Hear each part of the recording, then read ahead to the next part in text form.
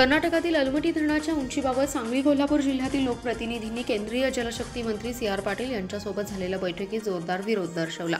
अलमट्टीबाबत तेलंगणा सरकार सर्वोच्च न्यायालयात गेले आहे, त्याबाबतचा निर्णय प्रलंबित असल्याने अलमट्टी प्रश्नी केंद्र सरकार हस्तक्षेप करणार नसल्याचं स्पष्टीकरण केंद्रीय जलशक्ती मंत्री सी.आर. पाटील यांनी दिलं।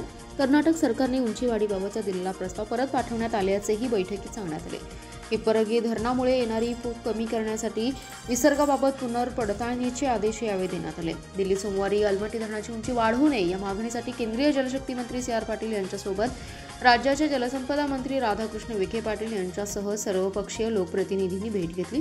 याप्रसंगी खासदार श्रीमंत शाहू महाराज, खासदार धनंजय महाडिक, खासदार विशाल पाटील, खासदार धैर्यशील माने, आमदार अरुण लाड, आमदार सदाभाऊ खोत, आमदार सतेज पाटील, आमदार सुरेश खाडे, आमदार सुधीर गाडगीळ, आमदार विश्वजित कदम, आमदार सत्यजित देशमुख, आमदार राहुल आवाडे, सर्जेराव पाटील, जलसंपदाचे अधीक्षक अभियंता चंद्रशेखर पाटोळे यांच्यासह लोकप्रतिनिधींचा समावेश होता।